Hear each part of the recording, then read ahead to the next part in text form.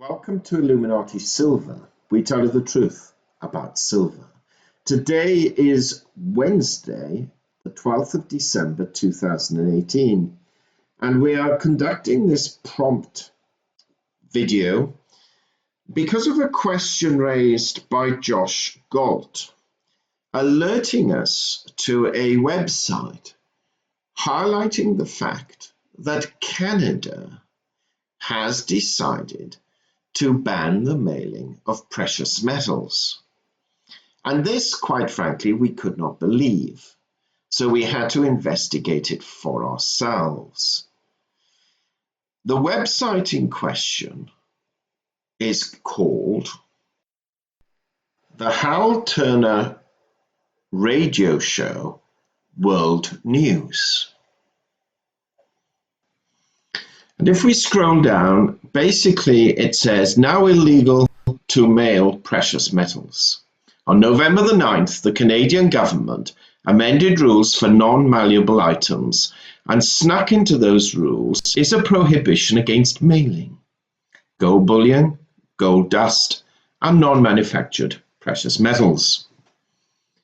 Precious metals are now a prohibited item and can be seized if mailed. Worse, anyone found violating the non-mailable guidelines can be charged with an indictable offence and may be imprisoned for up to 5 years. What's mind-boggling about this is that Canada Post is a Crown corporation owned by the government. Yet another Crown corporation, the Canadian Mint, sells silver, gold, platinum, palladium bullion, i.e. non-manufactured precious metals, and quite often Canadians can actually buy that bullion at Canada Post offices. So the government of Canada has now outlawed the mailing of precious metals, which they themselves sell at the very same post offices where it is now illegal to mail that same precious metal. Wow, what a revelation. So we thought we would take this up with Canada Post. And the result was somewhat interesting, to say the least. This is a transcript of our discussion. It started off with the words, in response to question to whom it may concern. I came across this article shown below on the Hal Turner Radio Show website and wondered whether the information contained is true. Does this mean that people cannot purchase, gold coins through the post, and people outside the country cannot post gold coins to people living in Canada? If it is true, then how are gold and silver dealers expected to survive? I should appreciate your comments, as I cannot believe this is actually true. And then I quoted the article. Well, basically, it says that I'm in line to chat with an agent, 58 customers ahead of me. And this rolls on and on and on, until we reach the point where a customer service agent is connected. I shall now read the transcript, as it's difficult to see on the screen. Hello, Richard. Thank you for contacting Canada Post customer service. My name is Lola. I see you're inquiring about an article you read. Is that correct? My response. I just want to know if the following information is true, please. On November the 9th, the Canadian government amended rules for non-mailable items, and snuck into those rules is a prohibition against mailing gold bullion, gold dust, and non-manufactured precious metals. She replies, I'm going to double check in my list. Gold dust has always been prohibited to be mailed, but I need to double check the other items you mentioned. Do you mind if I take 3 minutes, please?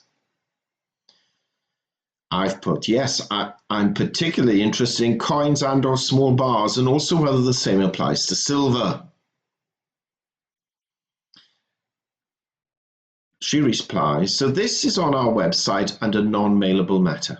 Gold bullion, gold dust, and non-manufactured precious metals unless mailed under an agreement between Canada Post and the mailer. I replied, not sure what is defined as gold bullion, or unless mailed under an agreement. Let me give you an example. If someone buys gold coins in Canada, can the company ship them to them if they reside in or out of the country? Also, if I say wanted to send a relative a gold sovereign by post from the United Kingdom to Canada, would that be breaking the rules? Lola says, I wouldn't recommend sending them out of the country under any circumstance. You could potentially send the coins in Canada as long as they're packaged correctly. The dust and whatnot is more as people send them in a regular envelope that rips and goes all over the conveyor belts. Gold dust usually doesn't make the journey very well. I would definitely recommend putting them in a container or such. Thought it was prohibited, but hey ho. Okay, I reply. I'm not bothered about gold dust. I just wanted to try and ascertain the shipment of gold coins and or small bars, and I'm not sure I've had an answer yet. If a Canadian resident buys a gold coin from a bullion dealer in Canada or from eBay in Canada, can it be shipped to him or her? If they buy it from a site outside Canada, again, can it be shipped to him or her? And finally, does the same apply to silver coins and bars? She replies by sending me a website saying, try going onto this link. I can't access it as it's behind a firewall, but my supervisor, it will get you all the information you need. So I attempt to access the link and it asks me for a password. So I write back, to access the info, one needs a password, etc. Can you ask a supervisor, please, to come to this chat? She then sends me another link. The link is within the site article 5.2 in the Postal Guide online. Let me just show you what that link actually directs me to. Here we go, 5.2. Other miscellaneous prohibited items. I click on that, and it's this section here. Prohibited item, gold bullion, gold dust, and non-manufactured precious metals, unless under an agreement between Canada Post and the mailer. Surely that was what she already said. So I responded, sorry, it just quotes the same as you've already said, gold bullion, gold dust, and non-manufactured precious metals, unless mailed under an agreement between Canada Post and the mailer. But you have not answered my question, which, to be frank, is quite a simple one. Does this apply to gold coins, yes or no? Does it apply to silver coins, yes or no? One cannot make it any easier than this.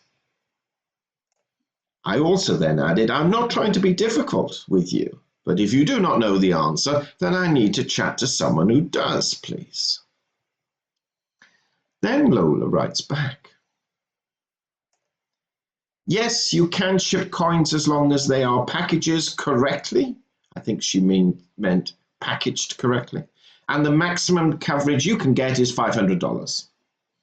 The maximum amount payable by Canada Post is $500 for shipments containing coins, jewelry, manufactured and non-manufactured precious stones or metals. My reply. Okay, so what does one do, for example, if they send a 1 ounce gold bar, which in the UK costs £1,000 or in Canada $1,680, to someone living in Canada? Are they likely to get their parcel confiscated? She replies, anything leaving our country is at huge risk for being confiscated. I wouldn't mail anything that costs more than $100 anywhere. I've seen too many things happen. Oh my God. The person in charge who represents Canada Post is saying, do not mail anything that costs more than $100. I then reply, you see, I don't understand your system. If I order in the UK from a UK bullion dealer £100,000 worth of gold coins or bars, they are delivered to me next day by registered post. If I order them from overseas, it takes a few days, but it's fully insured.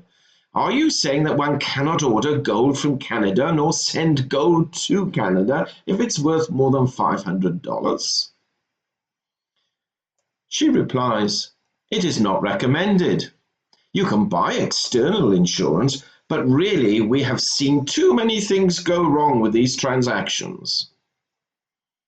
My response, okay, so when someone living in Canada orders coins from your Canadian mint, unless they are worth less than $500, the mint won't send them out. That really is not accurate. Every bullion deal in your country will go bust. She replies, the mint is a business. It is a little different. They would have their own insurance. I'm trying to save you a potential loss here. You can send the coins and do what you will. It's not prohibited. Stall there a second. I thought according to the legislation it was prohibited. But remember, you have to declare what's in there and its worth when you mail outside the country. The mint is one of those places I mentioned earlier that would have a special agreement with Canada Post. So my reply again is, yes, I would do that at this end in the UK and pay the insurance. What I'm concerned about is that the legislation you pointed me to suggests that one cannot send gold bullion by post, or it will be confiscated and fines imposed. This is what I'm trying to find the answer to. Her react, and then I add, in other words, can a Canadian resident send another Canadian resident a gold coin in the post to each other, even if it's worth more than $500? Lola, by now clearly fed up, has said, I have given you all the answers we have, and you can go online to canadapost.ca to read more and make your own determination. I would not send more than a $500 value at a time. Is there anything else that I can look into for you? As if what she has already looked into for me was of any use in the first place. However, being the ever-politeful person, I replied, okay, thank you. I shall send your answers to the Canadian government for confirmation. Much obliged, Lola. And then I get the standard, thank you very much for contacting Canada Post customer service today. We appreciate your patience and hope you have a great day. Well, the 30 or 40 minutes that I waited to be connected, and then the 20 minutes roughly that the conversation took place between us, or chat, did I get value for money? I asked myself. And I suspect the answer is no.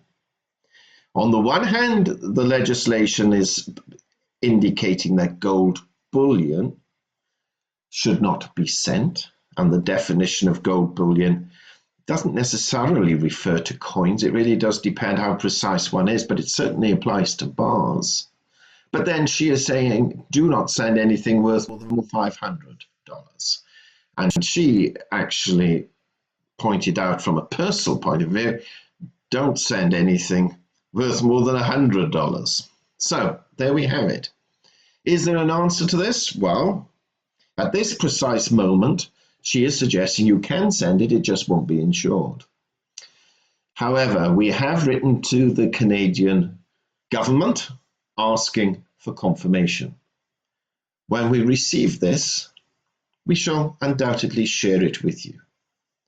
Meanwhile, to those listeners who live in Canada, perhaps you would send this video transcript or whatever to the Canadian authorities and ask them to explain themselves. Or perhaps it might be a little quicker if you just send them a quick email. Either way, the jury is out. Our interpretation of this is that you can send bullion through the post, but it just will not be insured. And therefore, do you wish to take the risk?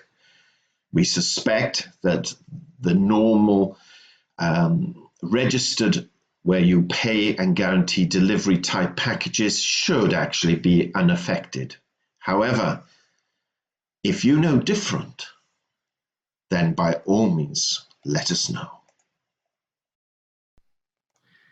We hope you have found this video interesting and informative, and if so, please give it a thumbs up and share it on social media. Please ensure that you have subscribed to our channel and press the bell sign so that you are notified of any future videos. Also, kindly visit our website at illuminatisilver.com, and if you haven't already done so, please subscribe as a free or paying member for regular email updates and offers. Disclaimer: Illuminati Silver owners come from a background of banking, international wealth management, and economics. Having now retired from these worlds, we are not qualified to give investment advice. Therefore, this and other productions must not be deemed to be giving such advice and merely represent the personal views of its owners.